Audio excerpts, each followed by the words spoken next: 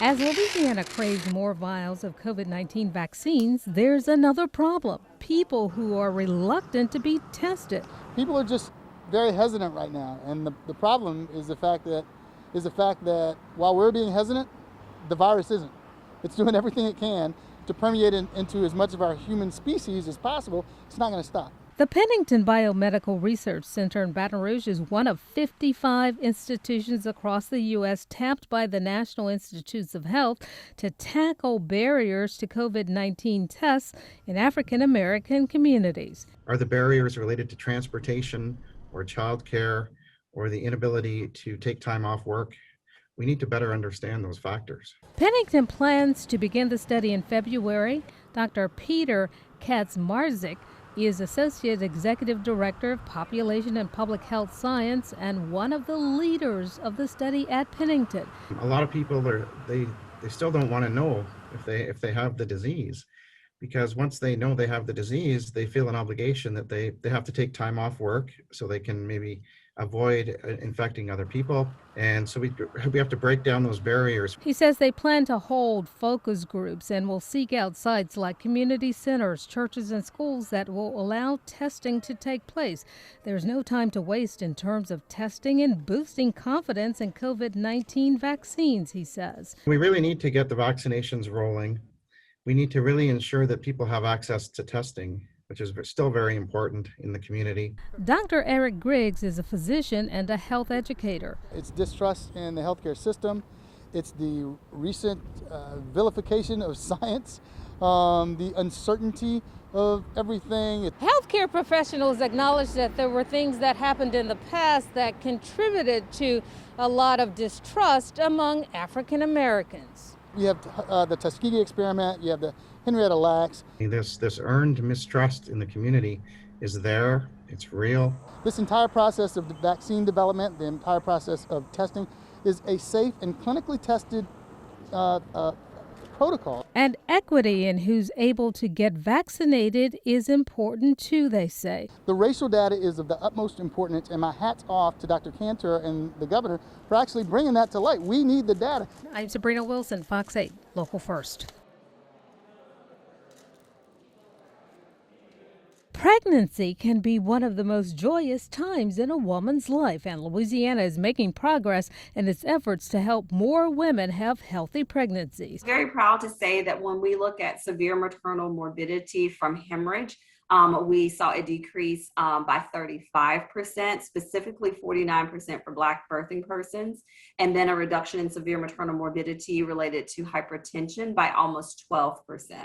That's important because the CDC says about 700 women die each year in the U.S. as a result of pregnancy or delivery complications, and Louisiana shares in the pain.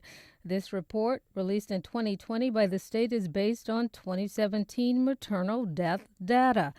That year, 65 verified pregnancy-associated deaths occurred in Louisiana, representing a ratio of 106.7 deaths per 100,000 births. The data also shows that of the 65 deaths, 15 were pregnancy-related. Dr. Veronica Gillespie Bell is medical director for the Louisiana Perinatal Quality Collaborative, as well as the Pregnancy-Associated Mortality Review. Pregnancy-associated is the big umbrella. That's all of the deaths. And then pregnancy-related are those deaths that occur because of a condition related to the pregnancy. Dr. Robert Maupin is a professor and chief of the Maternal Fetal Medicine Division at LSU Health New Orleans School of Medicine. We know that a little bit more than half of all deaths associated with pregnancy occur after the birth and after discharge from the hospital. That can be a very vulnerable period where we need to make sure that our healthcare resources and infrastructure remain on point, that we're able to monitor mothers who are potentially at risk. In Louisiana, African American women die more often than white women. When it comes to pregnancy-related deaths, 5.6 Black women died for every white woman. Unfortunately, that is the case nationally as well. So why is it critical for women to get health care before they become pregnant, especially in Louisiana where there's a high incidence of hypertension and diabetes? once the pregnancy has started, we're already behind the 8 ball. And so those effects of hypertension and diabetes are going to be controlled and mitigated as much as possible. When we look at maternal deaths, we know that there are a host of different factors that intersect. And we know that there are areas in which the way our healthcare systems are structured, that we need to look at improvements. Moms who are diabetic while at work need to be able to navigate monitoring their blood sugars, address nutrition, and take medication. Same thing with high blood pressure. On Capitol Hill, the Momnibus Act awaits action. We do support aspects of the Federal Momnibus Act, and in fact, I've been asked to testify for Congress tomorrow for the Committee on Oversight and Reform. They're having a hearing on Black maternal health. I'm Sabrina Wilson, Fox 8 Local First. The pandemic has put pressure on more than just hospitals. We definitely believe everyone has, their mental health has suffered, beginning with the pandemic. And then in Louisiana, we were unfortunate enough to have the pandemic coupled with major severe weather events and demolition of infrastructure. The stress that compounded was just beyond belief. At the state capitol, the director of Well Ahead Louisiana told a task force on health outcomes. A higher proportion of Louisianans experience poor mental health compared to the United States, and Louisiana has a higher rate of suicide compared to the United States. Karen Stubbs, Assistant Secretary of the Louisiana Office of Behavioral Health, says the state's 24/7 Keep Calm hotline went online early in the pandemic. It's anonymous. And it's available just for people to talk through their emotions and anxiety. And starting in early 2022, Louisiana plans to roll out more comprehensive help. And they include services like a crisis mobile team, which is really just going to benefit everyone in Louisiana. It'll be used as a divergence from the emergency room or from law enforcement. It will be trained crisis counselors and peers who go to the person in crisis. Mental health problems don't discriminate. We've seen parents really affected. We've seen people with pre-existing mental health conditions also really affected. And children have also really taken the brunt of this mental health crisis. Why is it important for people to reach out and get help when they need it and not think about, I'm ashamed to do so? You know, stigma in the mental health arena it's really real. And it's intense, and it is often the reason why people themselves, but also their families, don't reach out to get help. But the pandemic raised awareness. And that has done a little bit to really help address some of the stigma and reaching out and getting help. You cannot reach out soon enough. I'm Sabrina Wilson, Fox 8 Local First. For many children, having enough to eat isn't a given, a problem that persists in Louisiana. I would say that it's dire. We've always had an issue, or we've historically had an issue with childhood food insecurity and hunger. And the COVID-19 pandemic has only increased and exacerbated that problem. The federal government defines food insecurity as the disruption of food intake or eating patterns because of lack of money or other resources. And according to the organization Feeding America, 1 in 4 children in Louisiana face hunger. Alyssa Munoz is executive director of the New Orleans Food Policy Action Council. Just think about if you miss lunch, you have a hard time the rest of the day. Now imagine if not only do you miss lunch, but you miss breakfast and you're not sure when dinner is coming and you go to bed hungry. Hungry children are often unhealthy children.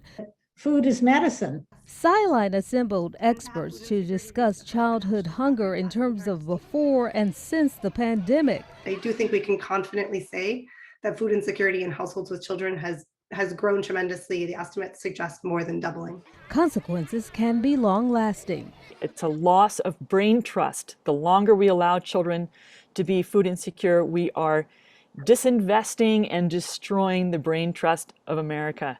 Young adults and older adolescents who grew up in food insecure households, even though they might not still be food insecure, have higher rates of suicidality, substance use, even trouble with the law. They say school meals and government programs like SNAP, also known as food stamps, remain critical. The Louisiana Department of Children and Family Services tells us over 391,000 children under 18 are SNAP recipients in the state. Do you think the pandemic shed more light on this problem of food insecurity in children? I do. I've had so many people contact us or just say to me in passing, I had no idea that it was this bad or that this many people were hungry. Dr. Eliza Kinsey of Columbia University says disparities must be addressed. Racism, gender discrimination, imbalances in power, poverty, low wages, and I think more focus on how food insecurity can be changed through attention to those structural causes is needed.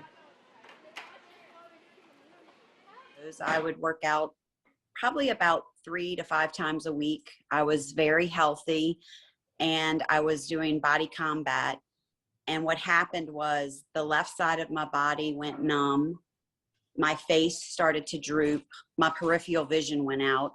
Monica Ernst was having a stroke. Thankfully, I had a friend that was working out behind me and she knew something wasn't right. So she called my husband. Ernst, who is an American Heart Association Circle of Red member, was rushed to the ER. I don't have any pre-existing conditions.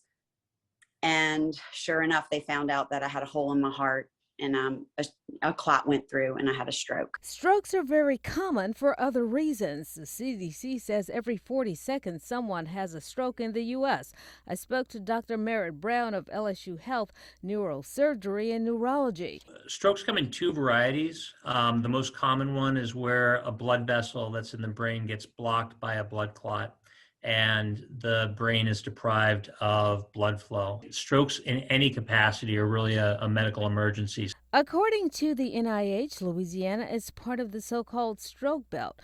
Aliana Samai is director of neuroscience at West Jefferson Medical Center. And you can see very high incidence and prevalence of stroke in that population. A lot of the reason for that is there are a lot of theories, but likely it is due to the fact that we like our food, we have really rich food, we have really rich culture, and we also live historically, compared to the rest of the country, we live a very sedentary lifestyle. Strokes affect Blacks at a higher rate. So the prevalence of stroke among African Americans is known to be higher. That's a national statistic, that's not just in Louisiana. Are there medical conditions where the prevalence of strokes or the risk is higher? There are. Some of the most common things are ones that are actually reversible risk factors. Like smoking.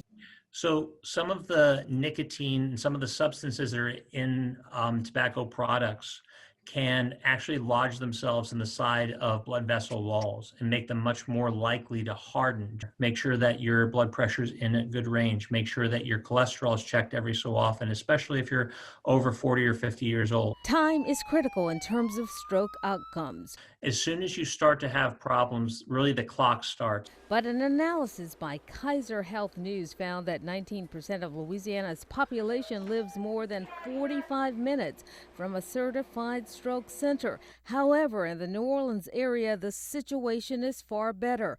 West Jefferson Medical Center and Oxnard are certified as comprehensive stroke centers. So annually, we are privileged to treat about 1,500 patients per year. Brown says proximity to stroke centers aside, get to the nearest hospital. Because the associations that community hospitals have with some of the major hospitals can be the difference between you being able to get to a center that can perform a lot of these therapies. We know that there are definite disparities in the ability to receive medical treatment.